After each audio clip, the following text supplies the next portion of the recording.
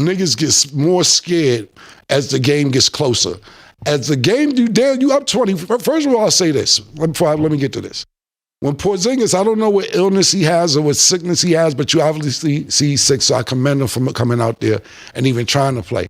But when he comes off the floor 2 games in a row, they're up 20. They're up 20. Sickness, no sickness, whatever the case may be. They're up 20 points when he's out. No excuse. You're out, you're out. That's just, it is what it is. I sit there, they're up 20 points in the third quarter, Boston. And then you see a repeat. It looked exactly like the other night. I said, didn't I just see this shit 2-3 nights ago? What the fuck happened? I'm checking the DVR, making sure I'm not watching the same fucking game. They're up again, I think, 12 at the beginning of 12 or 11 at the beginning of the fourth quarter. Excuse me. Mikal Bridges has no points in the whole game. Goes on a 14-point scoring spree in the fourth quarter to the point where they didn't have to bring Jalen Brunson in back with 6 minutes and some change left in the game. Even when Jalen Brunson came back in the game, he was giving the ball to Mikal Bridges. Go, nigga. Heat check, nigga. You on fire. That as that's what you're supposed to do. Whether you Michael Jordan, Kobe Bryant, no matter. If a nigga on your team is on fire, you're supposed to give him the rock. As he started to cool off, Jalen Brunson stepped up. You go from 12. Then you go to 10. Then you start seeing it down to 7. You like, is this shit happening again? Then they're down 5. And you like, nah, this shit ain't happening again. And it happened again. They keep shooting threes. Yo, what is wrong with y'all niggas? Yeah. Yo, bro, y'all have set the record, the Boston Celtics, for the most three-pointers missed in a 2-game span ever. Ever. Y'all missed 40 three-pointers last night. 40. You missed 40. You missed 95 threes in 2 games? Nah. Niggas ain't missed 95 threes in 2 games. Al Horford. Why Al Horford is 0 for 5? Enough's enough. When are y'all seeing this is not working? And I get it, but I don't get it. When I say I get it, it's mean like, nah, we ain't gonna shoot this bad again. Yes, the fuck y'all did. Y'all shot that bad again, man. With bad judgment. Y'all judgments look bad. Mazzulla, you better get this shit under control. I'm blaming you as a coach too. I don't care if they open for 3. I don't care if it's the right shot. I'm looking on fast break opportunities. And this is what me and Mase was talking about. Or I'd rather say something about the Mase probably about 3-4 months ago. So when you're on a fast break and the wingmen kind of like the 3-man weave. I don't even know if they practice the 3-man weave anymore. Mm-hmm. And they cut to the basket. You see a 3-on-1 or a 3-on-2. Everybody's spreading to the 3-point line. Nobody's going to the basket. So you got 3 or 2. They divert to you, the defense, and you pitch it out for 3, which is a good shot most of the time if you can make them. But no, nobody cuts to the basket. Nobody. You got a 3-on-1 and the wingmen are going to the motherfucking 3-point line. It's not working in the postseason, Boston. It is not working for y'all. Y'all niggas missed 95 threes in 2 games, and it's not working for you. Y'all look like a bunch of pretty boys that look nice and like, yeah, we shoot threes. You know them niggas? I used to love playing against them niggas, pause. Niggas who wear the knee pads and come with the wristbands and all the basketball things, have their socks put correctly and tie their sneakers a certain way, and they got every basketball material that you need. On 2 fingers. Yeah, all that shit, all the shit you need. And I'd be like, I can't wait to bust your ass because I just took my jeans off, pause, and I got my shorts on underneath, and I'm about to bust your ass in a pair of low-cut K-Swiss, nigga, if I need be. Y'all niggas is pretty boys. The Knicks is looking gritty. I'm talking about when it's time for loose balls, when it's time to snatch the ball away from y'all. The Mikal Bridges, 2 games in a row, the last 2 stops. The first game, he did it on Jaylen Brown, didn't let him get a shot off. And the second game, he did it on Jason Tatum. So it ain't even like no excuse. It's y'all superstars. Y'all superstars. Even though Jaylen Brown ain't light-skinned, he acting light-skinned. All y'all niggas look like some pretty boys, and the Knicks look scrappy, hungry, and like they want a problem. It's like if you watch National Geographics and you see the hyenas surrounding a deer and how they just go crazy, that's what y'all look like. Y'all look like a deer being surrounded by hyenas. Hyenas? Hyenas. What? Hyenas. What? I'm pronouncing hyenas. I'm pronouncing right where I'm from. I don't know where you from. It ain't hyenas. I've never heard that in my life. You never heard of hyena? You never heard of that? No. You heard of it? Hyenas? Hyenas? Like the animal? Yeah. The hyenas? What it said, if you want to correct it, say it's right. No, it's hyenas, but you're saying hyenas. What I'm saying, 2 H's? I would just say, yeah. I would just let you say how you say it. It's okay. It was just funny. Listen, let me explain something from y'all. Maybe Stat should Google Big L. I'm from a block where it's this shit called Ebonics, and it was celebrated where I was from. 139th Street, Lenox Ave. Shout out to Big L. Rest in peace. It's this shit called Ebonics. Celebrated where I'm from. If that's the case, Stat, say nigger with an ER when it's time to say nigger. Don't put an A at the end of it. Say nigger. When you say, yo, I'm finna do something. What is finna? I'm finna do something. Do you say finna? Because I don't say finna. I say finna. Exactly. What is finna? Do I ever say something when you be like, finna? What is finna? Finna? I'm finna do this. What is finna? You about to? Or you about to do something? I'm finna? Finna. I don't do that to you. You're so hyena. You know, like, that's what they look like. It's a pack of hyenas. 1 H or 2. However you want to put it. Hyena. Finna.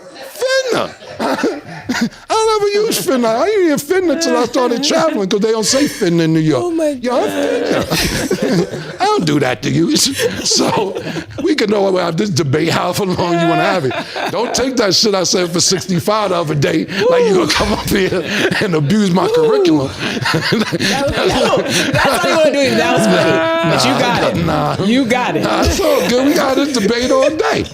Yeah, I'm just saying. It's a lot of shit. You know, niggas, these days, niggas just spell it out. They don't even say the whole shit. Nigga, you know, like, I don't know, it's I-O-N now, ow. Niggas ain't spelling everything out no more.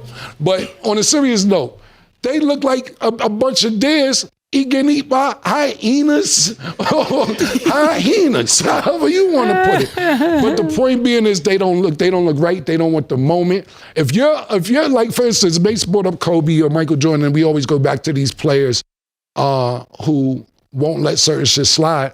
And neither one of them would have even let this get this close. This is 2 20-point leads that the Boston Celtics blew, and they don't have one person who could do anything about it. Jason Tatum is 1 for 12 in the fourth quarter of this series. How does he have 2 points in the fourth quarter in 2 games? I couldn't believe it. Stephen A. Smith was on this very show, actually when we were shooting in Miami, but he's on this very show, It Is What It Is. October 2023, the beginning of last season, and said that Jason Tatum was better than Larry Bird. This before Boston even won a title, though. Mm-hmm. The nerve, say Stephen A. Smith, you know you my brother. The audacity, Larry Bird, you know what? One of them niggas from the Knicks would have been in the hospital before that shit would happen. Nigga would have been in a coma from the Knicks before Kevin McHale, Larry Bird, the chief. But this nigga they would never let this shit happen on this watch. The nerve to say Jason Tatum is better than Larry Bird in 2023, in October 2023. You my brother, Stephen A., but this is the shit I'm talking about with these niggas. These niggas is light-skinned. I never seen Jason Tatum come without a crispy lineup. You know, even Steph Curry be coming scraggly sometimes.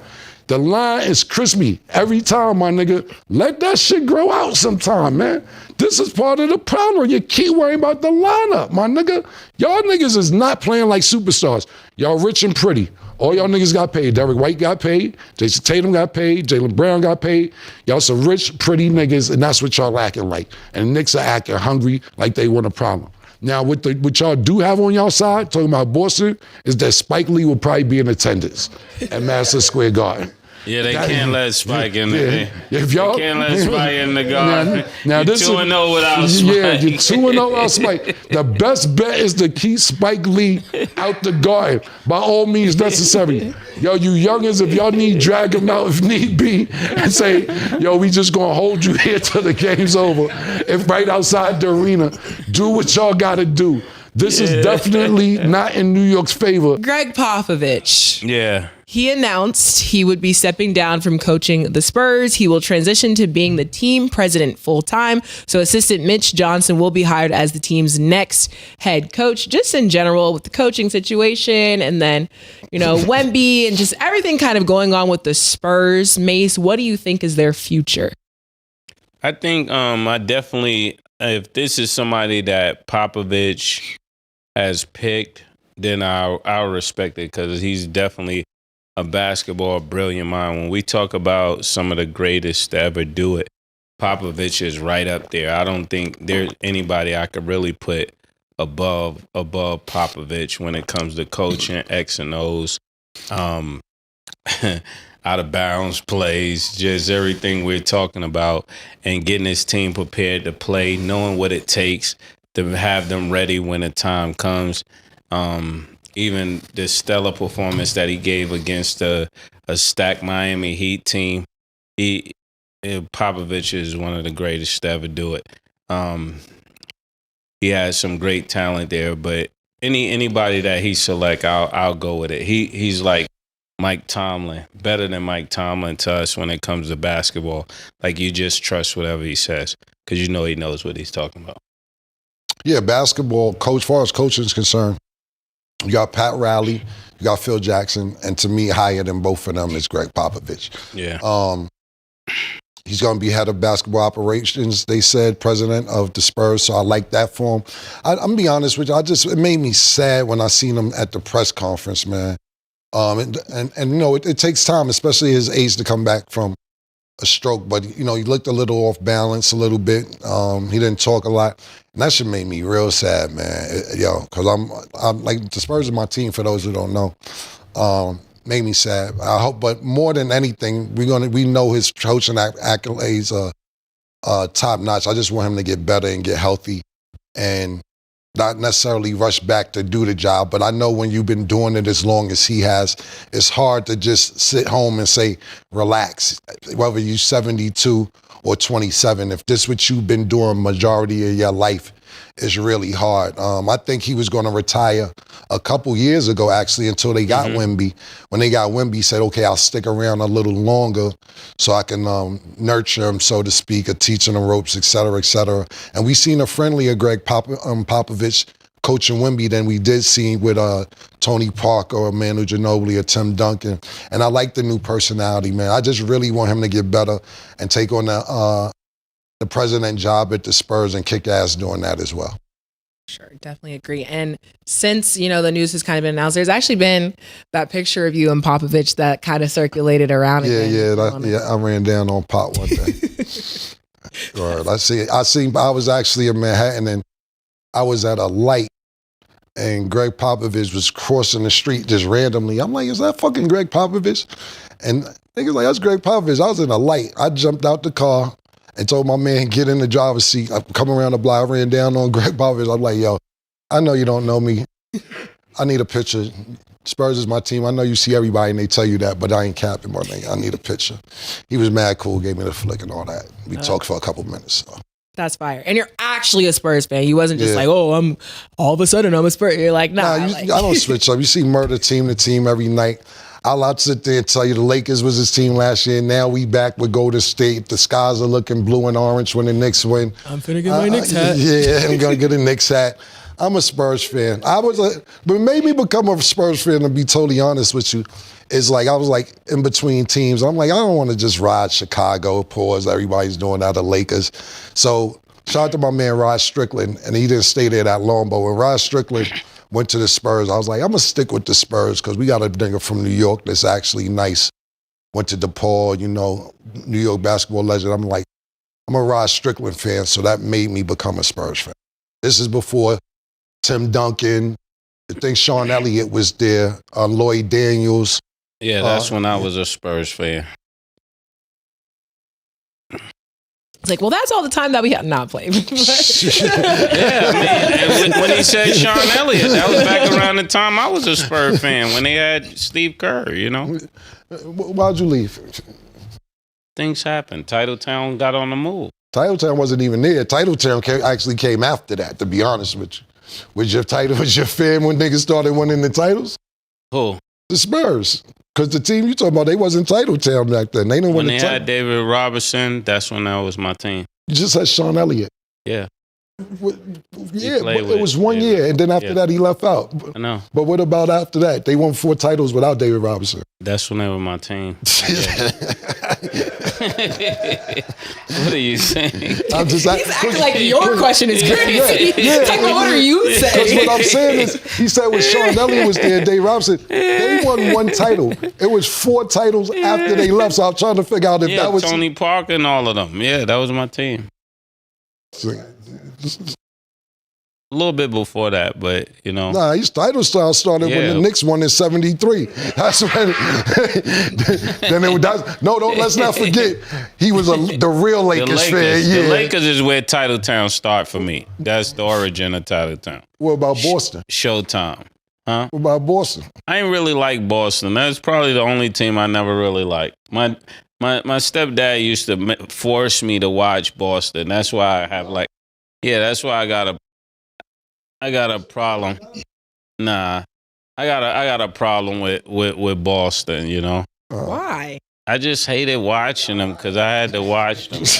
No, I get what you're saying, but Mase was claiming Boston was his team, and I know Titletown is on the move. I get it. I didn't say. I just don't I never get your. said Boston. Last season you did. Yes, that was the whole I said argument. they will win it. That was the whole argument. And you were like, JT my dog and Jalen Brown and Batman and Robin. When No, Jason Tatum and Jalen Brown said we never seen Titletown, it was downhill ever since then. Right.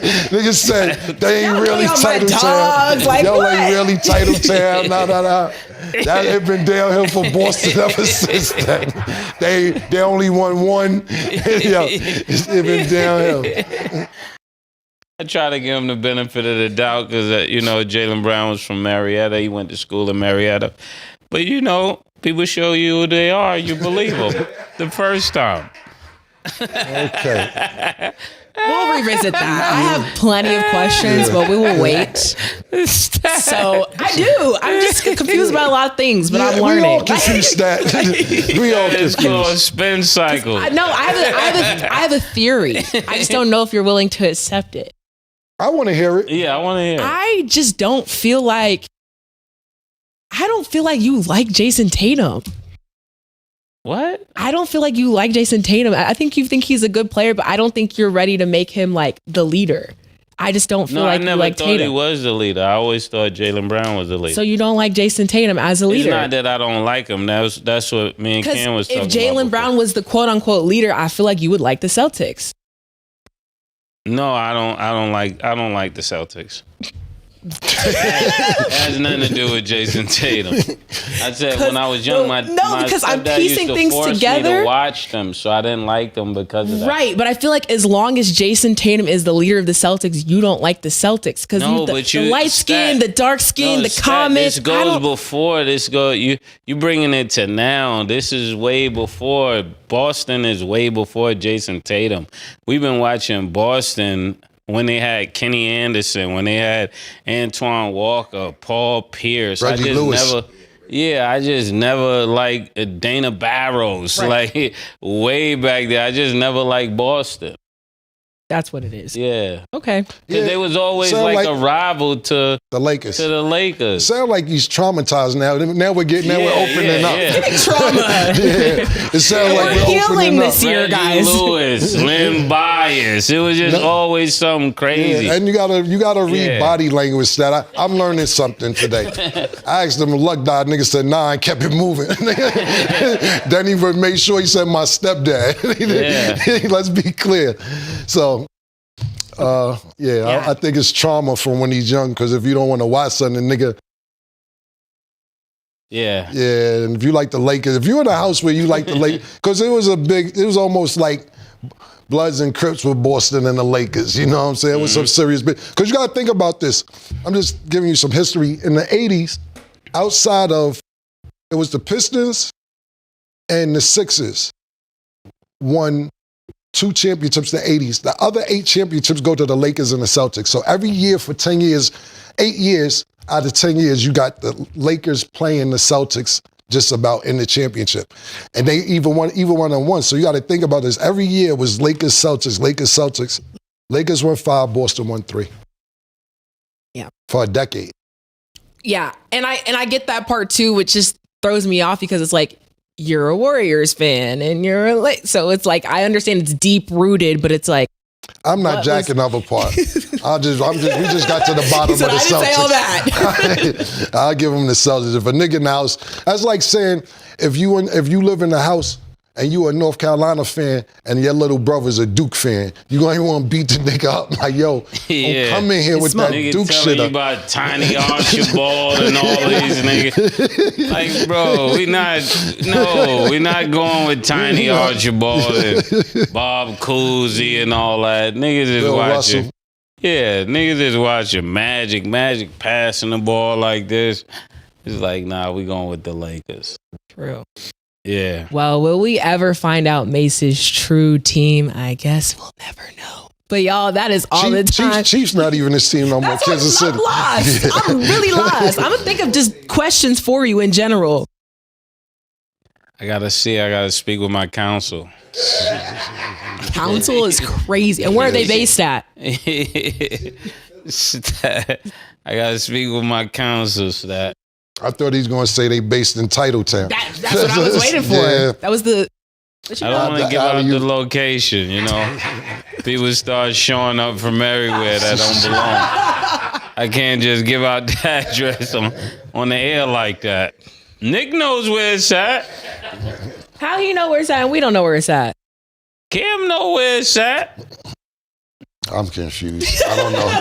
Year to year, man. He turned his back on the Chiefs. I already knew when he turned his back on the Chiefs. Yeah, I'm going to get to the bottom of it. I got to find out for y'all. Not just for me, but for y'all Might too. need to do a case study on it. It's going to be a case study. That's exactly... It's going to be set. Y'all stay tuned. The case study of Titletown is coming. I will have look, I ain't even graduated. I can tell you what a case study is. I've done case studies outside of school on niggas. No pen and paper. Like this nigga right here. Whole case study on niggas. It is needed, y'all. Well, that is all the time that we have for today. Thank y'all for watching. And as always, it is what it is. Fired. At this point, just real quick on the Knicks before we go to our finals preview. Do you think he should? Or you think people are jumping the gun? Cam. I don't give a fuck. I don't care who coached the Knicks, man. They're not gonna win. Every year we keep looking for somebody to blame. Me, because I'm wearing paraphernalia. Tibbs is coaching. Spike Lee is there. Stephen A. Smith shouldn't have been at the game. This person, it don't matter. Get who you want. You know what? Here, I'll say it for the fans who want. The Knicks fans that I've talked to want Mike Malone. Mike Malone was just broadcasting the conference finals on ESPN. Obviously, he doesn't have a coaching job yet. This is who the Knicks want. Go ahead and fight Mike Legacy up. Go ahead on over there if you want, Mike. Have a good time. Not winning. Congratulations. I don't know if Tibbs should be. To answer your question, that's a great question. But I don't have the answer because it doesn't matter. Get who you want. Red Auerbach out the grave, Pat Riley out retirement, bring Phil Jackson back, bring Pop over. It's not going to happen, man. Bill Belichick want to cross over sports. Get who you want. It's just not going to work for the Knicks, yo. Not in this century. Yeah, the Knicks did not work with Phil Jackson. You remember that? They brought Phil in. Yes. He's the only place that couldn't win with Phil Jackson. Exactly. Exactly. But there's 2 candidates I think could turn this into something. I think, and I know I keep saying this, but somebody need to look into this. I really believe somebody like, what's his name, Steve Van Gundy. I know Stan Van Gundy. What's the brother, Jeff? Yeah. Jeff. They need somebody like that coaching that team that's like real fiery. Jeff tried, bro. Jeff tried. He coached the Knicks already. Jeff got him close. He got him closer than this. That's not enough. If you wear a Knicks jersey, you will not win.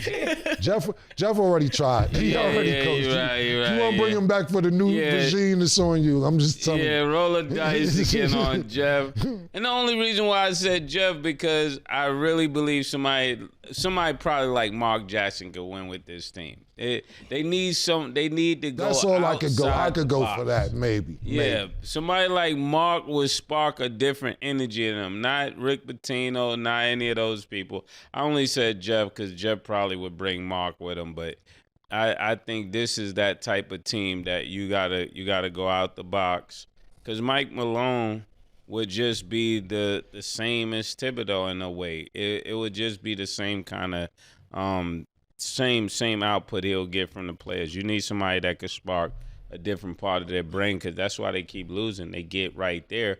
But in order to win, you need somebody that could push you past that point so you can end up winning those games that count. Because right now, they need somebody that could tell them that also that Jalen Brunson got to be in championship shape. Cat Williams. I keep saying Cat Williams. Karl Anthony Towns. Karl Anthony Towns. You do keep saying gotta be. Karl Anthony Towns got to be in championship shape, and I think those are the things that's going to really make this team a really formidable opponent. Until then, they just going to have just enough gas to get where they got this year. I think that's a great suggestion, Mark Jackson, because Mark Jackson is a player's coach. Yeah. And hearing the stories about him, not just as a coach, as a teammate, even Reggie Miller, when he talks about Mark Jackson, because Mark Jackson also played for the Pacers as well, how he used to hype him up and tell him, we hear Reggie Miller tell these stories like Mark Jackson put that battery in my back. That's how I had 40. That night I have 39. Mark Jackson he was in my ear telling me this, that, and the third. And I believe that's where Steph Curry and not saying Steph Curry and Klay Thompson weren't already great shooters, but when you got a coach that's on your side and in your ear and telling you, you got these niggas, it means a lot. I played for the Gauchos in Riverside majority of my amateur career coming up, outside of school I'm talking about, coming up, they call it amateur AAU or whatever, but I played for Gauchos and I played for Riverside, which were premier basketball leagues in New York City. And they had very good coaches, good coaching staff, everything else, but it was more like Thibodeau. And then when I went to play for Young Life for a little while, I love playing for Young Life because Durham used to put the battery in my back. She Bice used to put the, what the fuck? Let's go. Yeah, what you waiting on? Go. Look who in front of you. Move. And then nigga be like, clear it out. The Durham start clapping. We got one. Durham never knew how to pronounce my name. Or he did. He just be like, Mr. Cameron, let's go, Mr. Cameron. I'll be like, let's go, Mr. Cameron. I'm like, that battery in my back, boys. You need that sometime and get you on 10. And Mark Jackson, to me, seems like one of them coaches. Yeah, Durham was good. Yeah, Durham was good. Durham tell you about to get a scholarship. Yeah. Durham was good. Durham going crazy. The two coaches out to bury my back. That was two good ones. Yeah, Durham, Sheeb, and when I was with the Gauchos, the twins. What about Bingo? I ain't get coached by Bingo. Bingo I didn't get coached by Bingo. Yeah, Bingo was good, yeah. Okay, so shout out to Bing. Yeah. So last question, and then we will no longer talk about the Knicks for the rest of this episode. Because there was a time when you guys, wore the jerseys, wore the gear. I know you're saying you won't go back. People like to see that. What would it take for you guys to be back on the Knicks bandwagon, Mase? I never was on the bandwagon, Stat. I did this just for sending them. This is true. I have to confirm that. This is exactly what we all knew, and this is... I'm tired of knowing stuff people don't know. I got to sit around and act like I don't know what I know. This Knicks team is something in the arena. I don't know what happened. Something happened we don't know about until it's lifted off the Knicks. They can't win, man. I mean, this happened year after year. Something don't happen 20 and 30 years straight if something ain't happened. Something happened, man.